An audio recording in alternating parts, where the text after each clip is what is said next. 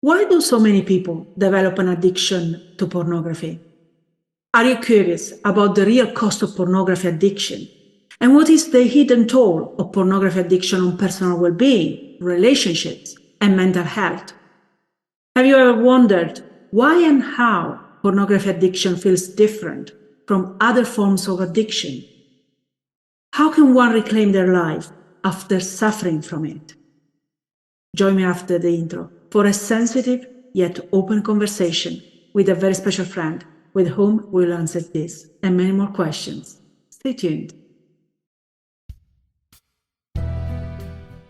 Hi, I'm Rossana D, and this is Forgive and Thrive, a podcast where we explore what thriving in life means and how we can achieve it, irrespective of our past, current condition, and expectations that those around us or society in general may have.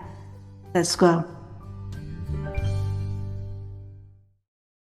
Welcome to the Forgive and Thrive show. We have often discussed about addiction and addiction recovery here, because often we surrender to addictions as a coping mechanism and to escape other significant challenges in our life that we might not know how to face or don't have the right tools and support to deal with. There are many forms of addiction, and they all bring their own load of challenges, especially when embarking on a recovery path. But there is a very specific form of addiction that is often not discussed, and that can bring an exceptionally high toll on people who fall for it and those around them. Its addiction rate is on the rise, so much so that it's often referred to as the new drug. This addiction is pornography. Decades of studies from respected institutions have demonstrated significant impacts of porn consumption on individuals, relationships, and society as a whole. I looked at some of the stats when preparing for this episode, and what I found is rather shocking. The easy access to porn on the internet is probably one of the reasons why addiction rates are on the rise, and with it, recovery becomes a greater challenge. Some of the stats I found are, for example, for the US, where it seems that 40 million adults regularly visit internet pornography websites, and 10% of them admit to having an addiction to internet pornography. And if you think that this is a men-only problem, it seems that 1 out of 3 visitors of all adult websites is a woman. Children and teens don't escape it. And stats seem to indicate that most kids today are exposed to porn by the age of 13. And this can significantly impact their lives, including a real understanding of intimacy, for example. And some of the figures that I found show that about 53% of boys and 39% of girls believe that pornography gives a realistic depiction of sex. Pornography addiction frequently co-occurs with other mental health disorders, like depression, anxiety, or mood disorders. Some issues relating to social anxiety and loneliness can give rise to porn addiction, while others may stem from the addiction itself. The price individuals, families, and communities pay for this form of addiction is enormous. So today we delve into this sensitive yet crucial topic of overcoming pornography addiction. Through a candid and not judgmental discussion and personal stories, we want to shed light on the damaging effects of pornography addiction, but also, and more importantly, the empowering path towards lasting change. And we explore this topic in a conversation with today's guest, Billy Caughey. Billy grew up in West Jordan, Utah. Growing up, he developed an addiction to pornography that affected most of his life. He has now been sober from this addiction since July 2021. He attends group meetings regularly through the Addiction Recovery Program that is sponsored by the Church of Jesus Christ of Latter-day Saints. In this program, he also serves as a group facilitator and a sponsor, having sponsored several men that have come through this program. Hi, Billy. Welcome to the Forgive and Thrive show. Thank you so much for being with us today. Hey, Rosanna. It's a pleasure to be here. I first have to say I love the stats and loved everything that you brought up because those are something that I'm familiar with. on my own recovery path, those numbers hit home so hard. Because when you said 40 million, that's, I would argue that's probably on the lower end of estimates, because a lot of these studies, they're so new. People don't want to admit to it. People don't want to talk about it. People, like you said, it's the new drug. And very much so is the new drug. It's completely prolific with today's technology. Absolutely, absolutely. So I think it's very important and absolutely timely to talk about this. It's probably an uncomfortable conversation for many to listen, but I think it's something that is due. And because so many people are affected by that, and they are often affected in silence because of the shame and perhaps regret and all the issues that in a moment we will very likely talk about. I think we need to lift that cover and talk about it in a very open way, still not judgmental. So before we go into that, I really would like to know a little bit more about you. And in particular, how did you discover pornography and how did you develop this addiction? So my addiction started in elementary school. I think elementary school in the United States is considered primary school in Europe. And so I was in sixth grade, putting me right around the 11 to 12 range. And I remember sitting with my classmates, and one of them leaned over to me and said, "You should go talk to this person. He has some cool pictures." And I went, "All right, cool." Like 12 years old. I mean, that would have been 1996. The internet's barely taking off. We have pixelated pictures, like cool, like technology at its finest, right? I walked over there and it was a picture of a naked girl from a adult website. And at 12, you don't understand the hormones, you don't understand the emotions, you don't understand like how your body functions. All I knew is like I felt great. There were endorphins. I was excited. And I was like, oh, this is so cool. Like to a 12-year-old, that's like exciting. And so I found myself thinking about it. I found myself acting out about it. I found myself trying to do whatever I could. At my parents' house, there were movies. Knew my parents were like, you can't watch this without us, because they would like stop, fast forward through certain parts, or if we had a video that like, oh, this isn't good for a 12-year-old, they would try and hide it. I would try and go find it because I was that addicted. And so I started that addiction super early. And so between 12 and 18, everything was like VHS tape. And it wasn't comparable to today's access to pornography. You had to go find it on a video. You had to go to the adult section of every video store, the gasoline station, whatever, to go find it.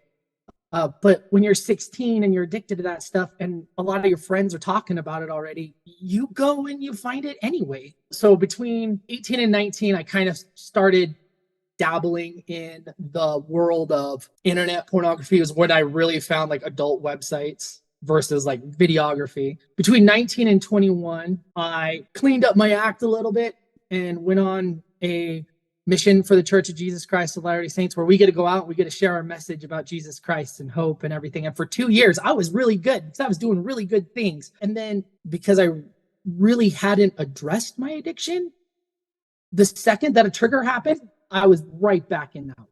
Just that fast. 2 years sobriety, one trigger, hadn't found recovery, right back in it. And this time, like I would argue at that point, I went straight back to the adult sites, texting, way inappropriate conversations. And then in 2020, so this is running 1996 to 2020. So we're talking about 25 years. In 2020, I started dating this girl and I started developing feelings. And I went, I can't take this addiction into a relationship, let alone a marriage, because it's going to destroy her. And so I started to poke around to kind of find what could I do to find recovery. I talked to church leaders. I talked to friends that I knew who had overcome sexual addiction. They all pointed me to either the addiction recovery program through the Church of Jesus Christ of Latter-day Saints or Sexaholics Anonymous. They're like, you need to go to one of those two and you need to have the hard conversations. And I ultimately, with the addiction recovery program, I do have the white book. So the big blue book is for Alcoholics Anonymous. The white book is for Sexaholics Anonymous. So it's geared from alcohol addiction down to pornography addiction. Fantastic book. Everyone should, if you have a pornography addiction, you should read that book and every other, and then the addiction recovery program manual. Like, it's all good stuff. But the first step was to honestly admit that you are no longer in control. And that's where it hit me, was I'm not in control. I have no control in my life. And it encouraged you to, the first step one was talk to your church leaders, talk to your parents, talk to your loved ones. And I remember having that conversation with, at the time, my girlfriend, saying, I have this addiction and I've had it for a really long time and I want to work on it and I want to become a better person. And she looked me in the, and I was ready for the, I don't want to date you anymore conversation, because a lot of times you have that chat and they go immediately like, and rightfully so, that, hey, I want to break up, or I want a divorce, or this is just hard, and rightfully so. But she looked at me and took me by the hand and said, great, let's work on it. And I was just flabbergasted. I was like, I don't know who this girl is, but I'm so glad I'm dating her. And then I started attending group meetings. I got a sponsor. My last relapse was July 1st, 2021. So I just barely celebrated my 2-year sobriety mark. So that's exciting. But I remember about 80 days after July 1st, 2021, my wife looked at, my girlfriend at the time looked at me and said, how many days have you been sober? And I started doing the math. It was like about 80, 85. And her heart sunk, because she thought I had longer days in sobriety because I didn't talk to her about it.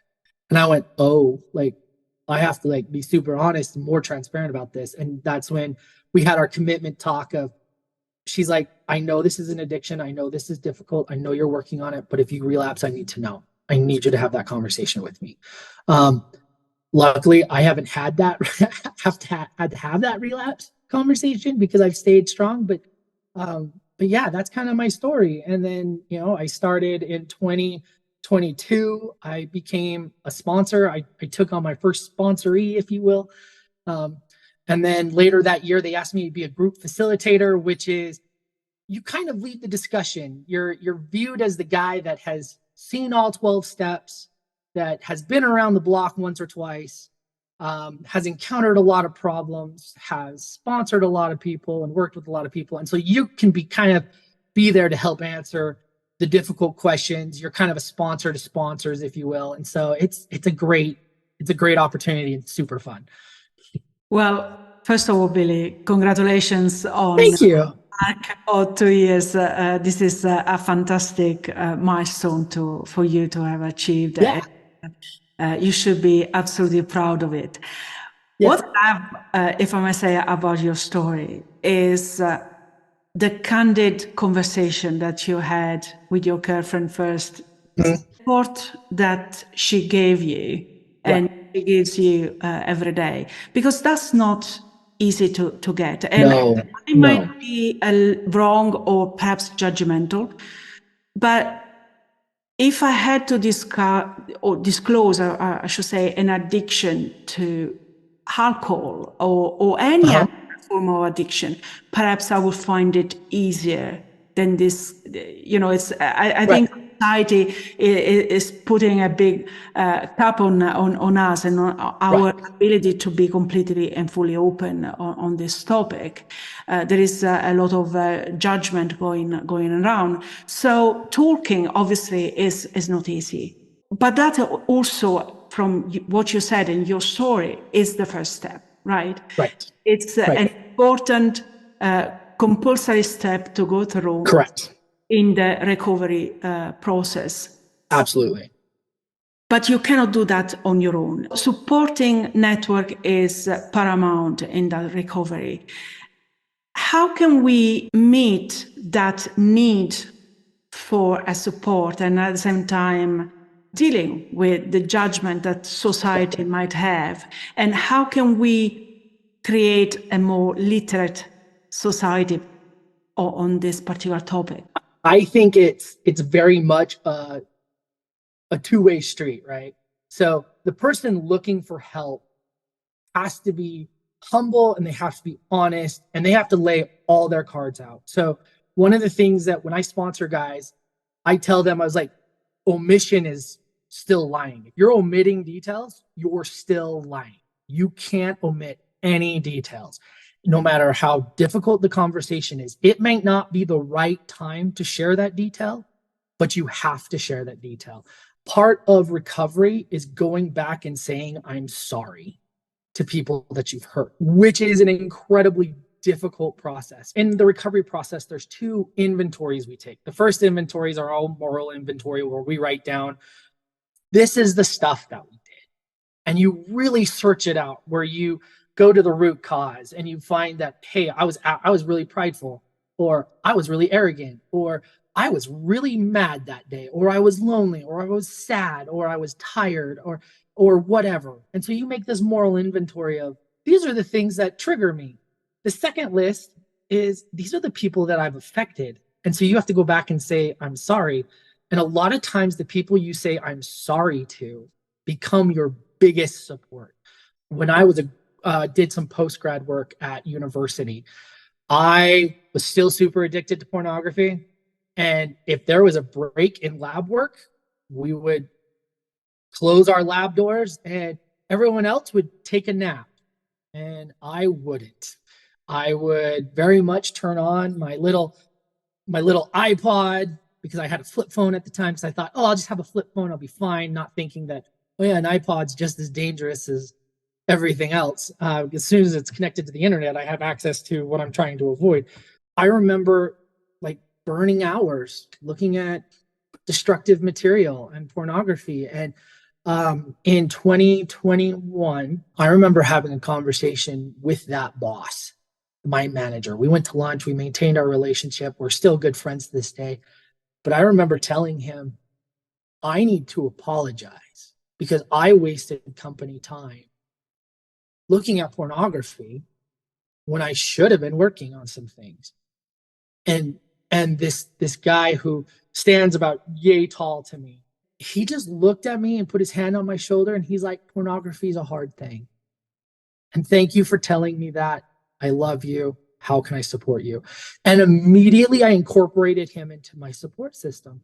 And so I think one thing that people who are trying to recover need to understand is the phrase, I'm sorry, is often as powerful as the phrase, I love you, when it's said honestly.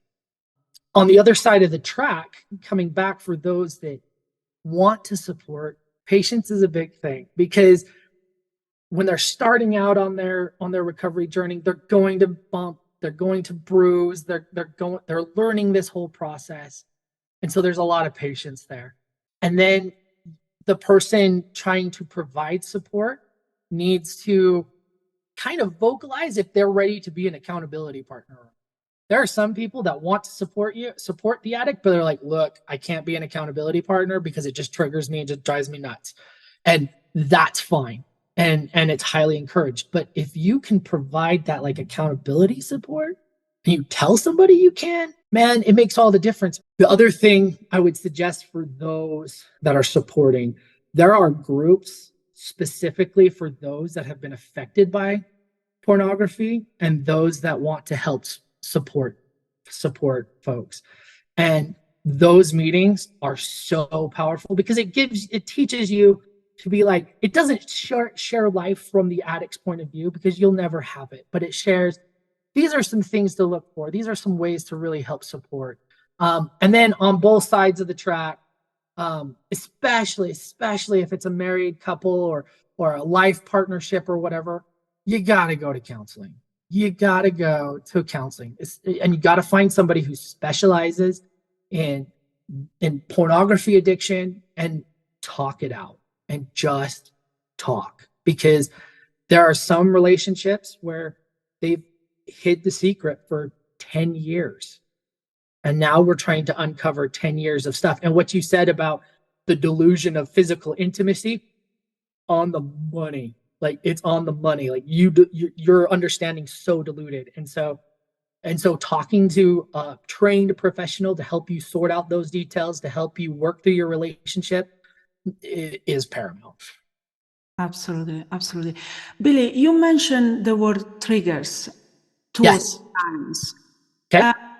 Can we sort of talk about that? Are Yeah. there specific triggers that you or people you know are affected by?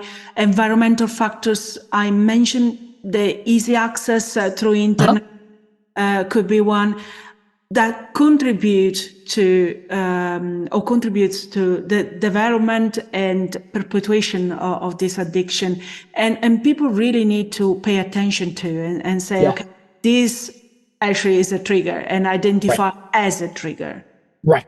So we have an acronym in the addiction recovery community, if you will. We have an acronym called BLAST. BLAST stands for bored, lonely, angry, stressed, tired. And so a lot of triggers originate from that. If you're an addict, especially to pornography, and you're bored, the world teaches you just pull up your phone and start scrolling, right?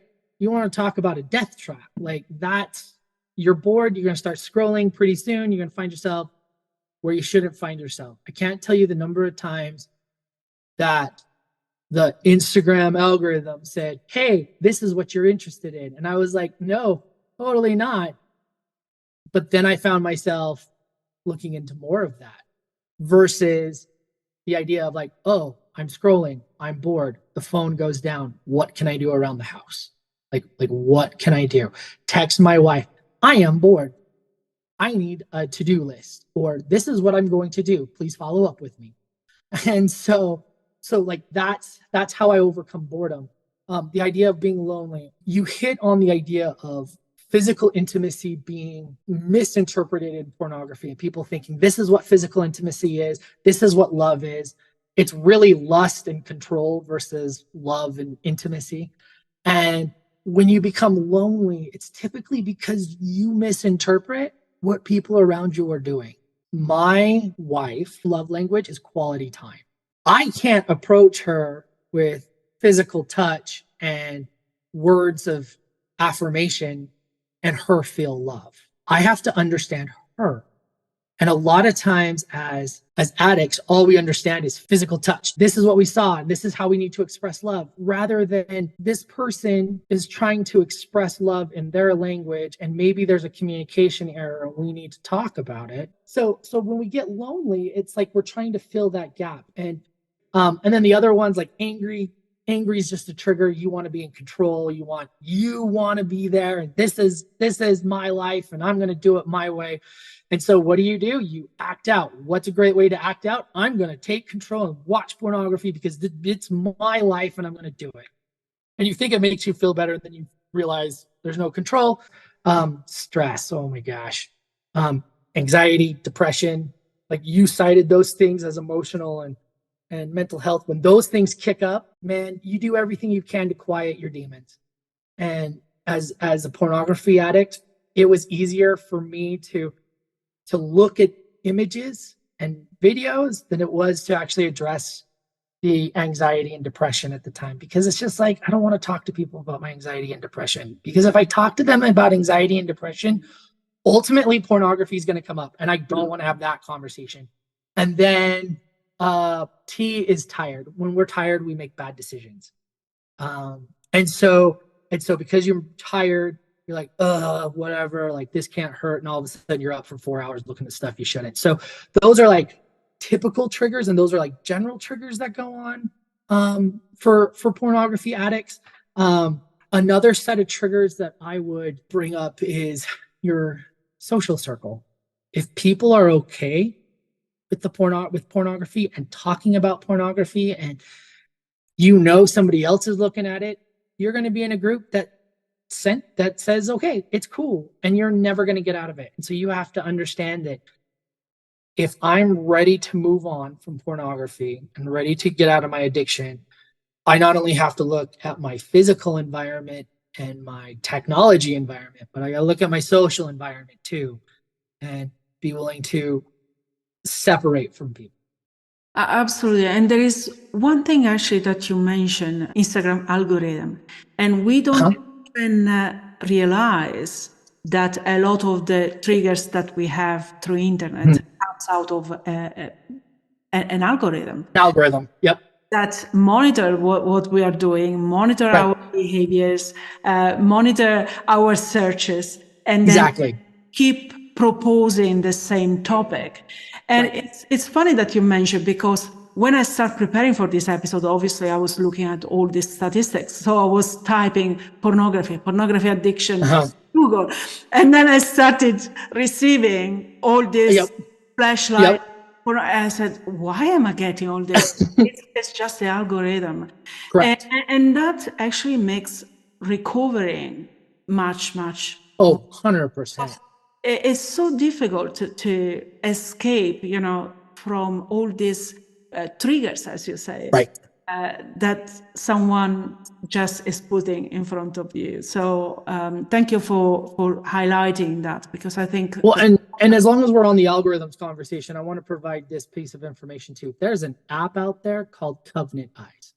And Covenant Eyes is an app that you can install. There's a monthly subscription, and what it does is it monitors your activity on your device, and you can pick someone or someone's or several people to be your recovery advocates, and it sends the information to those folks to be like, this is what they've been looking in for the last 24 hours, or this is what they've been looking at for the last 72 hours. And what it does is it becomes a deterrent to you to be like, I don't want them to know. They already know you have a problem because you've asked them to be your advocates. But you still don't want them to know. So that becomes a little bit of a wall. But it also gives them that opportunity to be like, if something flags, like, what's going on? Like, talk to me. What's happened in the last few days? So there's options out there that can help people with their technology to monitor it, to block stuff.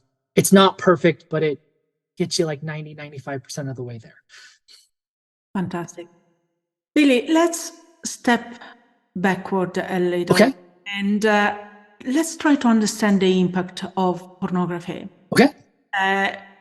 For those that are not familiar with those, but also for everybody else that perhaps might be right now addicted to pornography and perhaps are struggling to connect the dots and connect their addiction to the impact that the addiction has on their lives. Right. Can we talk about this? Yeah, absolutely. I call this the mirror test when I sponsor guys. This is the mirror test. The mirror test, you got to stand in front of the mirror and you got to look at yourself. And do you see yourself as an individual that has a bad habit, or do you see yourself as an addict? And if you see yourself as an addict, you still have an issue, and you're not letting it go. And so what that does is that impacts your self-worth, because all you see is the addiction. All you see is, I'm a bad person. And if you're a bad person and you believe you're a bad person, you're going to start doing bad things. And as you start to do bad things, you get into the shame cycle, and it just compounds and compounds and compounds. And so the first thing that I would encourage people to do is remember that you're a good person with a bad habit, and you need to see yourself like that. They're two separate things. It's not one, it's two separate things. You are a good person with a bad habit, and we can address the bad habit. But if you see yourself as an addict, we have to figure out what way to separate. So that's impact one. Impact two is, one of the big impacts in my life, at least, was the relationships that I had. Pornography teaches you to see people as things, not people. You look at people as, this is how I get from point A to point B, and I want what's at point B. So what do I have to do to manipulate this person to get to point B? You learn what to say. You learn how to manipulate. You learn, okay, this is my boss. I want this. Well, my boss values this. I'm going to manipulate him because I want this. And the second you don't get that is the second that you just become super angry. Like, you didn't do exactly what I wanted you to do. And now you're like problem number one. And so what you have to do there with your relationships, and that also plays into the idea of physical intimacy in relationships, because they see pornography as there's all these cool actions that happen during physical intimacy. And it's not. Like, physical intimacy to me is the greatest physical expression of love that you can make. Like that's what it is. It's a physical expression of love. And when it's not that, I don't see it as physical intimacy. I see it as like sex, and it's crude, and it's not beautiful in the way that it was intended to be. And so they come in, so the pornography addicts come in thinking that this is going to happen, and it doesn't. And they immediately think that their partner doesn't love them because they didn't do this. And so your relationships get blown up. And so you have to be willing to take a step back and see people. You have to see people. You have to see the sons and daughters of other people. Like, every person I talk to, I know is a son of someone and a daughter of someone. And so you should be treated, you're respected as such. And so that relationship, so you learn to see people and not things. One of the hardest things about pornography and its impacts is you learn there's the double life. The look, this is my face when I'm at the office, and this is my face when I'm in the field, and they're two different people. But that's how pornography is. There's a fate, like you develop two lives. You have your life that's a pornography addict that you do everything you can to hide from people. And if someone discovers it, you make up every lie in the book, and even to the point to where you're blaming God himself for this is how he made me. No, you chose this, or whatever. We can have that conversation. And then your other life is what you want people to see. This is who I want you. I want you to see that I'm happy. I want you to see that my life is just perfect and grand and there's no problems, and they're overarching and acting. I remember when I finally admitted to my pornography addiction, I had a friend look at me and said, I knew something was off. I just couldn't put my finger on it, but I knew something was off. And I asked him about that. And I was like, what's going on? He's like, you made your life way too big. Like, everything was big. Everything was exciting. Everything was there. And you aren't that person. You are someone that enjoys talking to people. You're someone who enjoys communicating. You don't have this big showy personality. Like, you're a down-to-earth person. You just wanted people to believe this. And I was like, and I just kind of looked down. I was like, fair enough. Like, okay, cool. And so with that one, like, to get out of that one, you got to be honest. You've got to shine every light you can on that second life, and you have to be willing to bring it into the darkness. Pornography addiction thrives in darkness. And if you can shine a light on it by being honest, by telling people this is my addiction, by going, you know what, I'm desiring pornography. Am I really desiring pornography, or am I triggered? Because if I'm triggered, then I can talk about the trigger, and I don't even have to worry about the pornography, and I can just worry about the trigger and fix it. And so you got to shine a light on that. And then the very last one I want to circle back to, the mental health and emotional health. Almost every pornography addict I talk to, either suffers from anxiety or has anxiety attacks here and there, depression, other mental health disorders and emotional health disorders. And when we start talking about pornography, they use pornography to cover all that. Because if pornography is an issue, I mean, we're barely to the point where we're willing to talk about mental health. And in talking about mental health, we have to talk about pornography because it covers mental health and kind of is just used to disguise it. And so with that, again, you got to talk to a trained professional. You got to admit that, you know what, something's not right. Go talk to a doctor, talk to a psychologist. It's okay to talk. It's okay to be like, I have anxiety and I can't sleep at night. I wake up in the middle of the night and I'm just anxious. Or, you know what? My day is going really good, and then something happens and I'm depressed. Cool. Like, let's have that talk. Let's figure out, is it really depression, or is it something else? And let's figure it out. And so with that, like, you got to talk about it. I mean, it all comes back to talking about it and being willing to be open and transparent. Because if you're open and transparent, it's like 50% of the battle right there. So Absolutely. I love what you're saying, because obviously being aware and then open and completely transparent on the challenges that you are facing obviously is the first step. But I also like very much what you said about splitting the idea that it's us, i.e., it's our identity being bad, rather than recognizing that it's purely a behavior. And I think that is something that we often associate with all forms of addictions. And 100%. what I was reading that I found in my research was that pornography in particular can lead to what is called de-sensitization. Yeah. It's a very complicated word to pronounce, but essentially it refers to the numbed pleasure response that results from too much dopamine. This is pleasure chemical, right? So every single time we do something that we enjoy, our body is flushed with dopamine and says, oh, this is awesome, right? Let's do more and more often, or as often as we can possibly do. So I think it's important what you said about recognizing that it's an habit, and there are all these kind of chemicals, in particular dopamine, going on in our body that brings us to be even more addicted. So the advice, obviously, to search and for support and search for help and seek for someone that has the professional ability to support us in that. I think is absolutely paramount. You brought up dopamine, and I didn't learn about dopamine until a few years ago. Well, I knew it was there, but I didn't know its connection to pornography. One of the biggest magnifiers of dopamine are cellular devices.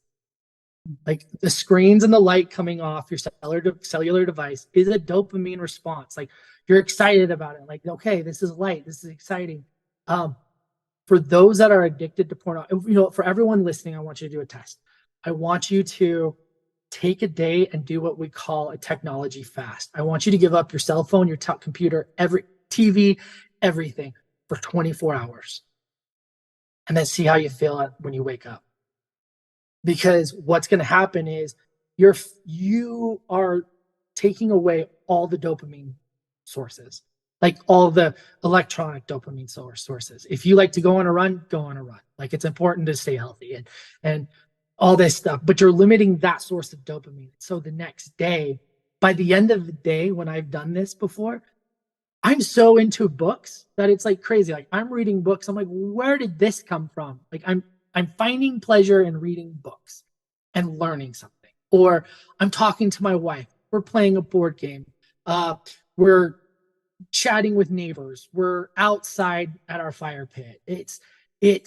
It's so interesting how when you get rid of dopamine sources, how easy it is to find real exciting things in life again. Absolutely. I love that. Absolutely. Thank you so much. Yeah. What are some of the misconceptions that people have around pornography, and can perhaps debunk those misconceptions? So I think there's a phrase in the world of addiction called once an addict, always an addict. And I think this gets magnified with pornography, because with alcohol or tobacco or other drugs, it's a visual drug. Like you can see it. I have a very close friend who was an alcoholic, and to this day he tells me, he's like, there's nothing better than, he's like, I love Gatorade because it's the closest thing to get me to a beer at the cool summer evening. I want a beer, but I know it's wrong for me. so I have a Gatorade, and so I've changed my behavior. I think a lot of times people look at pornography addicts and go, they will never change their behavior. And I can tell you that that's not true.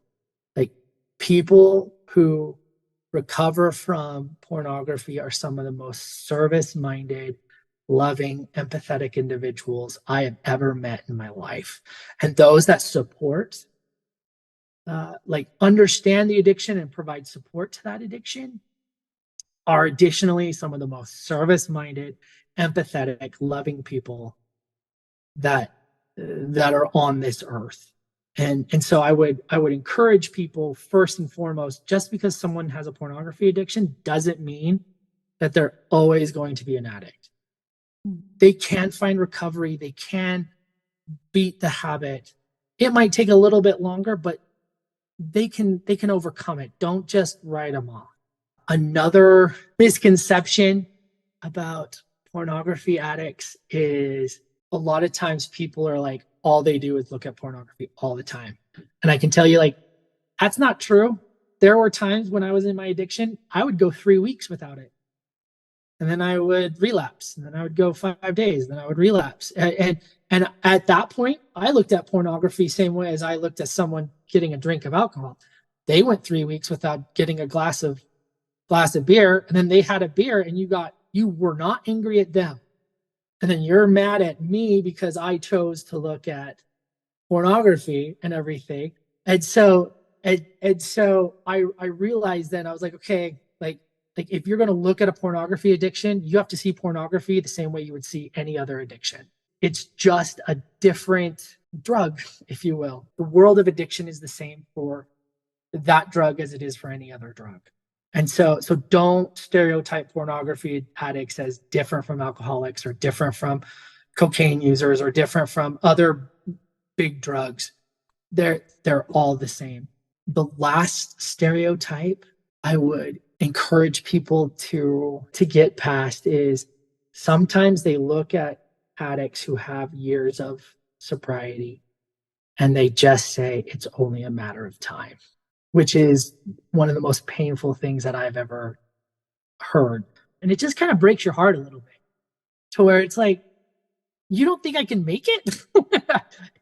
Like, and so, like, my attitude is like, all right, game on, let's do this. But I also know that, okay, that's when I get angry, and that's when I get excited and stressed, and okay, I can't go down that route. I have to take a step back and go, you know what? That's their perception of me. I know I can make this. I know my advocates who advocate for me know that I can make this. And so when you see someone who's working hard or has time under their belt of sobriety, never ever bring up the phrase, it's only a matter of time, or I'm just waiting for you to relapse. Never bring that up, because all you signal to them is you're down and out. Like, this is who you are. You don't signal to them that they're a good person overcoming a bad habit. Yeah, I think that is actually a very good advice. Anyway, I think it's important to support each other. Yes. There are things that we cannot control, right? And one of them is what other people think Exactly.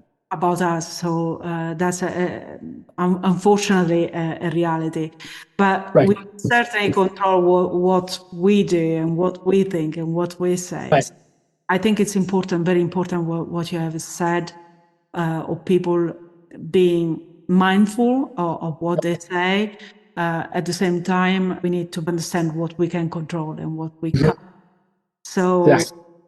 let's continue in the path of recovery. Agreed. You mentioned that pornography is very much similar to any other form of addiction. Mm-hmm. Mm-hmm. Is there anything on the other side that is very specific of pornography? For example, when doing the recovery, that are very specific of pornography and not others? Just so you hit on one, which is that dopamine effect, right?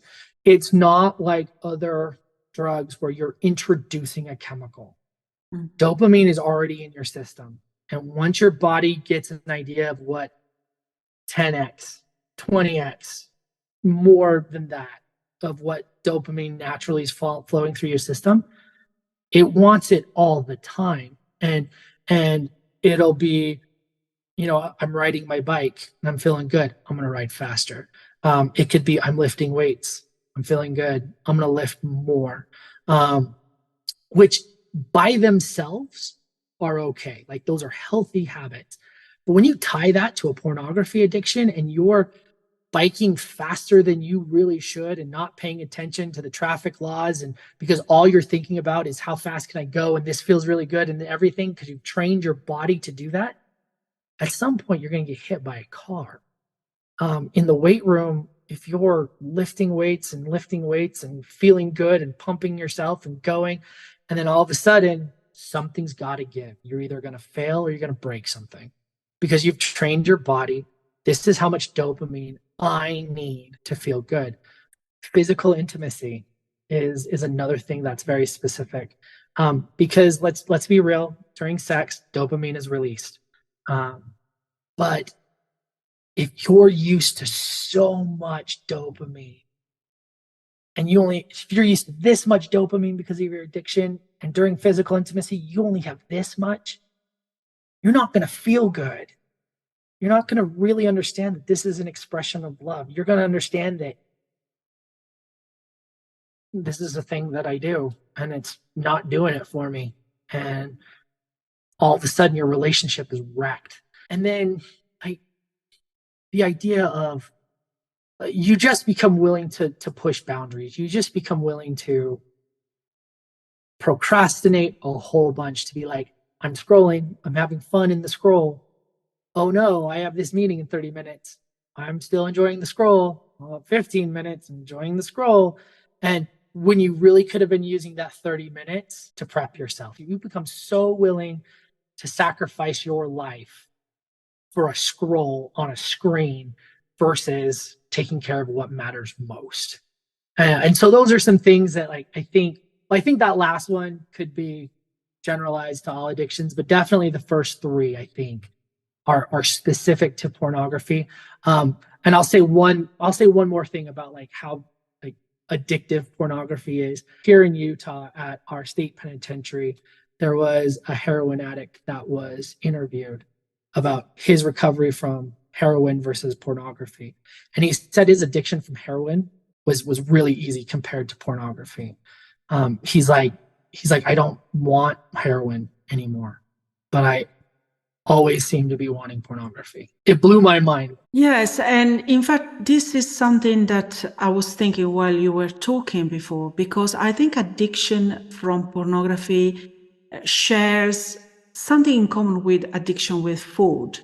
You Mhm. eat a little bit every single day. With food, Right. we need to eat. I have an addiction to food, and it's very difficult for me to stay in control. I love my food, I'm Italian, but you need a little bit of that drug every single day. And with pornography, I guess it's very similar, because you are in a relationship with others and Yeah. you want to be intimate with your partner. So you get Right. a little bit of that dopamine and that Yes. drug Right. as part of your healthy life. Right. Right. But then that is also part of your addiction. This is something that you don't have with alcohol, with cigarettes, with Right. drugs, with Right. other forms of social media. You can remove them, and Right. one day or 1 week or 1 month of Right.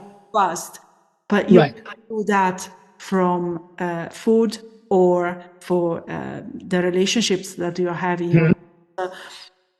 I think that is actually something really, really strong, that until Mhm. we fully understand and we take responsibility, it's very difficult to challenge. 100%. Yeah, that's 100% on the money. I've never actually drawn the connection between pornography and food, and that's a really cool analogy. And I think I'm going to start using that when I talk to the guys that I sponsor, to be like, I learned this lesson. Let me share this lesson with you. From a food addict. From the world of food addiction, we see. It's so cool. Absolutely. Billy, can I be the devil's advocate for a moment? Absolutely. I would argue that every form of addiction comes with a dark side. If you think of smoke, if you think of alcohol, drugs, food, they can lead to all sorts of illnesses, for example, with food, chronic diseases that can kill us. Now, when I think about pornography, one of the dark sides that may come to mind is the violence, perhaps, and the abuse that 100%. might come with it, because there are many people that are happy to go into pornography on the other side of the camera, but also there are many people, very little-minded people, that exploit and are marketers for the porn material. Is it something that comes into the equation when you are dealing with pornography or in the recovery path, that your addiction may be supporting violence or abuse on the other side? Oh, 100%. 100%. So one of the byproducts of pornography addiction was manipulation. And so as I'm talking to people, there are times that like something triggers. I was like, oh, I could get them to do this. And I went, whoa, wait, no, like absolutely not. And I recognize that trigger now. 3 years ago, I had no clue that that was trigger was going on. And so you learn how to manipulate people and how to like read people and be like, I just want them to do this thing. And what do I got to say to get them to do this thing? Instead of them saying, no, I don't want to do this. And then you listening and honestly understanding this is the reason why they don't want to do this. Cool. No skin, no worry. I think another thing with pornography addiction that comes up, like one of the dark sides and one of the things that's brought forward, and I cannot speak for women or for those that identify themselves as women. I can only speak for the guys and from those I've talked to and my own experience. You think physical intimacy is supposed to be rough. Like everything in pornography is rough. Take it hard. Let's go. Be dominant. Assert yourself. You are the man and in control. And that's not right either. Like it's a partnership. It's not, the best way I heard it was it's not a partnership is not 50-50. It's 100% between two people. I heard, and I cannot remember who said it, but it was either a TED talk or some interview or whatever. But she said she came home and her and her husband have a talk when they both get home from work. She's like, I got 20% today. I emotionally, physically, mentally, I got 20%. And her husband goes, great, I got the other 80. And between us, we got 100% covered. And I think too many times the guys come in from this pornography addiction and they just have this misconception of what partnership is. And then the other big thing that comes from pornography is this world of pride. I can do it my way. I can force it my way. I can get it my way. Now, how do I get it my way? Either I use force or I use some sort of manipulation tactic. Those are some of the dark sides that like come to my mind immediately when we start talking about pornography. And on that pride conversation, I remember a chat I had with my wife roughly a year ago. And I said some words that I thought were okay to say. And I said a few expressions and she looked at me and she's like, I'm kind of scared that you said that, because is that you or your addiction speaking? And it caught me completely off guard. I was like, I went back and looked at the messages and I was like, oh my gosh, I can totally see where she was coming from, because the verbiage came across as dominant. The verbiage came across as I'm in charge. Like I can totally see where my wife is saying, this is concerning to me. And I was like, okay, put yourself in check. Like I didn't have a relapse, but the dark side, as you put it, of pornography showed its face through pride. Great. we got to nip that one in the butt. And, apologize to my wife. I committed to improving my behavior. Everything's hunky dory now. And we're moving on in we're in our second year of marriage now and just loving it. And so, yeah, so those are some of the dark sides of the addiction that immediately come to mind. Billy, I want to take the conversation towards the emotional aspect again. Uh-huh. And in particular, on one end, there is perhaps the shame when there is the addiction and, the pre-talk, the pre-awareness, right? Mm-hmm. And then on the other side, there is once one start on the path of recovery, perhaps there are other emotions or other practices that we need to entertain. Right. And I want to ask you about things like forgiveness or self-forgiveness for everything that happened, or also compassion, self-compassion, and how important it is for individuals to foster those emotions as they navigate the journey of recovery from pornography. So I love this conversation too. I get it. Like when I talk to people I sponsor, like in the addiction recovery program, this is step 4 and 5 and 8 and 9. Like I love these parts. Not only because they're the most difficult parts, in my opinion, of the program, but they're also the most rewarding. So in step 4, I talked about a moral inventory where you write down all these things that you did, and you go through this root cause of, why did I act this way? Why was I doing this? And it gives you that opportunity to really understand where you are in your recovery journey and be able to go, okay, this happened in my life. I need to forgive myself. And you walk through your own list and you go, this, I think it was Shakespeare's Hamlet, and 'twas I, but 'tisn't I think is what it is.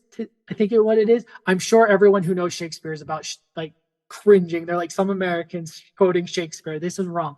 But you see who you were, and you have to, one, acknowledge this is who you were, and then go, but I have to forgive myself and I have to move on. And part of that forgiving yourself is you're encouraged to share your moral inventory, not only with yourself, you're encouraged to share it with God or whatever higher being you believe in, a religious leader or someone who is like a community leader, that's a trusted community leader. And then you're encouraged to share it with your sponsor. Because in all those conversations, you learn so much about yourself and you go, wow, I'm a really good person. I just have a bad habit. And I can forgive myself and I can move on. And when you're done with that process, you're encouraged to burn your list as symbolism of it's done. It's over. This is your past. Gone. Like it shouldn't bother you at all. In step 8, you make a list of all the people that you've harmed with your addiction, which is the most humbling thing in the world. Because as you're writing all this stuff down, you start to see the little things that you've done to people, and you just go, okay, like you have to hang on to that idea. I'm a good person with a bad habit, and I'm trying to make amends for this. And then you're told at the end of step 8 that there's one more person you have to put on your list. Sorry, I'm gonna get emotional about this. I'm sorry. The last person you have to put on your list is yourself. Because you have to learn to forgive yourself. And you have to go to yourself and really say, I love myself. I forgive myself. And what's in the past is the past. And now I get to move forward. And as you talk to people, and there might be people on your list that you go, well, they did this to me first. And you're encouraged to, before you start reaching out to people, if there's a grudge, you got to drop it first. You've got to forgive them first, which is hard. But as you forgive them, you start to see how much joy is in your life because you've forgiven. And then you go, now I have this opportunity to go talk to this person. And it might be a hard conversation, but it's going to provide emotional, mental, and spiritual healing to them, and emotional, spiritual, mental healing to me. And they may not say, I forgive you, but at least you made the effort. And that's healing in and of itself. And later they may come to forgive you. And you may have those conversations. I've had conversations where the people are like, totally cool, totally forgive you. Great. What can I do to help you? And it's just so relieving. I've had other conversations where they're like, I think you're a dirtbag. I don't like how you treated me. I don't appreciate it. And I'm not sure what to think about this right now. And I've had other people I've reached out to that haven't responded. And all I know is I took the chance to reach out to say, here was my bad habits. I'm coming to you as someone who's trying to recover to say, I'm sorry. So I can find forgiveness, you can find healing, and we can move forward with our lives. And so, I mean, those are just two super paramount steps, because if you can't learn to look at your life objectively and say, these are the things that I need to improve, you're going to be making the same mistakes over and over and over again. And you're just going to be shaming yourself and beating yourself up and beating yourself up and shaming yourself versus, oh, I made this mistake. This is why I made this mistake. Cool. This is how I can fix it. And all of a sudden the shame cycle broke it. And now you go into this success cycle where, okay, this is what I learned. This is how I implement it. Okay, this mistake came up again. I know what the solution is. And all of a sudden you start having these success cycles and you just start getting wins and wins and wins. And then when you're talking to people and you're learning how to forgive others and seek forgiveness, you learn so much about yourself as a person, because when you forgive someone, you don't have to say, I forgive you to their face, because that's not what the conversation's about. The conversation is, I'm sorry. And you have to internally say, and I forgive you. You can never say out loud, and I forgive you, because that's passive aggressive. You're there seeking an answer to, I'm sorry. But as you forgive them and you take them, I'm sorry, they come back, they come back with whatever they're going to come back with. But you walk away with going, I did the very best I could. And there's healing in that. And it might take to after this life for them to forgive you. But you know what? It's worth the wait. Absolutely. I totally agree on that. And thank you for highlighting the fact that when we interact with others and we ask for forgiveness, it might be that they agree, they support us, but they might also come back to us and say, well, I'm not ready. And that's okay. It's perfectly, the relationship has to be renegotiated as through forgiveness. So I appreciate that you highlighted. And sometimes we almost have that idea that because we have asked for forgiveness, we have to be granted that forgiveness. And the two things are two very different concepts. Correct. Thank you for sharing that and for that point. Billy, I would like to come back on you before we close. Is there anything else that you want to mention about what you're doing in this program?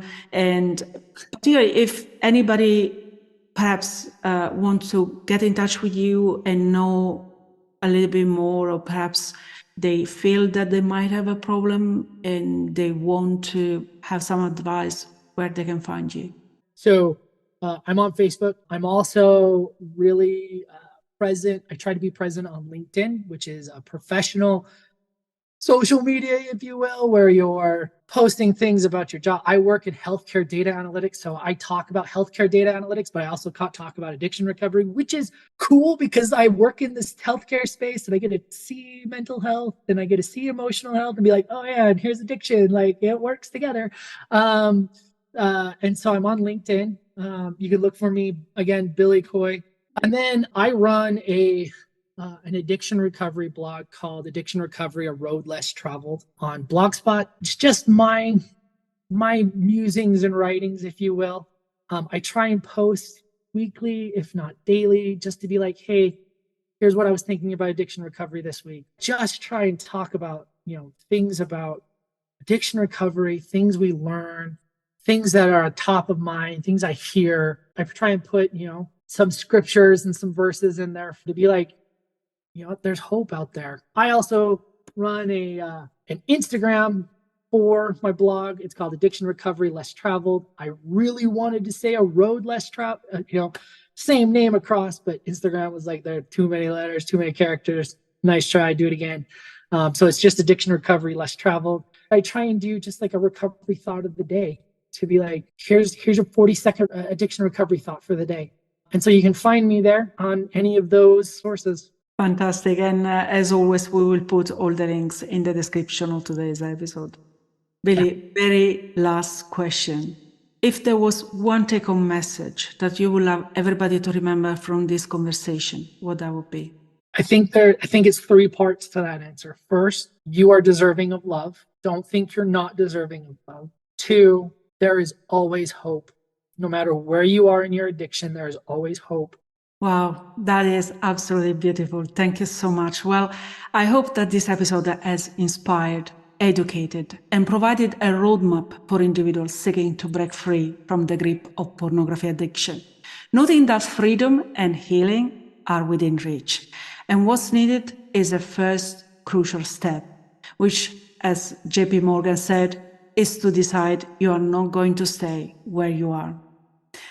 Billy, thank you very much for accepting our invitation, for sharing your life story, your message of hope. I really enjoy our conversation, and I'm sure a lot of people will find benefits from it. So I wish you all the best and a happy and sober life. Thank you so much, Rosanna, and best of luck to you. And this was a fun podcast, and best to your listeners as well. I look forward to hearing from some of them, and I'm happy to have any conversations with them. Fantastic. Well, we would love to know what you think about this topic. Have you or anybody you know developed an addiction to adult material? If so, I hope that this episode has provided valuable insight on how this addiction can affect you and your life, but most importantly, how you can embark on a journey of recovery. In that case, please reach out to qualified professionals or support groups who can offer the necessary support and step-by-step guidance. Also, don't forget to check Billy's website and to follow him on social media. You will find all the links in the description of today's episode. If you've been affected in any way by the topic we discussed today, as always, I invite you to seek professional help. Join me next time when we will continue exploring inspiring and challenging situations. Because remember, we are together in this journey. Thanks for watching. If you enjoy this content, subscribe to our channel. And don't forget to hit the notification bell and like this video. See you in the next one.